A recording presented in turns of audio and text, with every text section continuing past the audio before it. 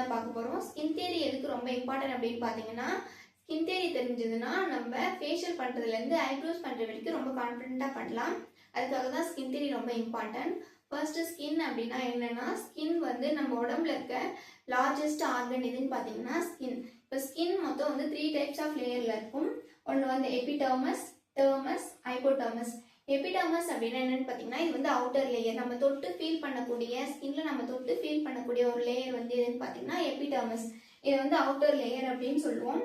Second டெர்மஸ், இது வந்து middle லேயரில் இருக்கும். தேர்டு ஹைபோடர்மஸ், இது தேர்ட் லேயர், உள்ள இன்னர் லேயரில் இருக்கும். எபிடர்மஸ் லேயர்ஸில் என்னென்ன இருக்குது அப்படின்னு பார்த்தீங்கன்னா, டெட் செல்ஸ், அப்புறம் மெலனின்.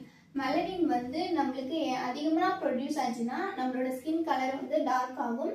கம்மியாக ப்ரொடியூஸ் ஆச்சுன்னா நம்மளுக்கு ஸ்கின் கலர் ஃபேராக இருக்கும். நெக்ஸ்ட் டெர்மஸில் என்னென்ன இருக்குன்னு பார்த்தீங்கன்னா, ஹேர் ஃபாலிகல்ஸ். ஹேர் ஃபாலிகல்ஸ் வந்து நம்மளுக்கு ஹேர் வந்து நம்மளுக்கு க்ரோ ஆகுது எதுலேருந்துன்னு பார்த்தீங்கன்னா இந்த ஹேர் ஃபாலிகல்ஸ்ன்ற செல்லேருந்து தான்.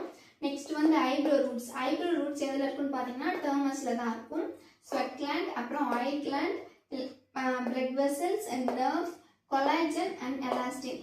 கொலாஜன் அண்ட் எலாஸ்டின் வந்து நம்மளுக்கு கம்மியாக ப்ரொடியூஸ் ஆச்சு அப்படின்னா அந்த பிரிங்கிள்ஸ்லாம் வர்றதுக்கு வாய்ப்பு இருக்குது. ஹைபோடர்மஸில் என்னென்ன இருக்குன்னு பார்த்தீங்கன்னா fat cells and connective tissues. Next கிளாஸில் வந்து மெலனின் அப்படின்னா எதனால் ப்ரொடியூஸ் ஆகுது, எதனால் அதிகமாக ப்ரொடியூஸ் ஆகுது, அதை நம்ம எப்படி கண்ட்ரோல் பண்ணலாம், நம்மளோட டார்க்னஸ் எப்படி குறைக்கலாம் அப்படின்றத நெக்ஸ்ட் கிளாஸில் பார்க்கலாம். தேங்க்யூ.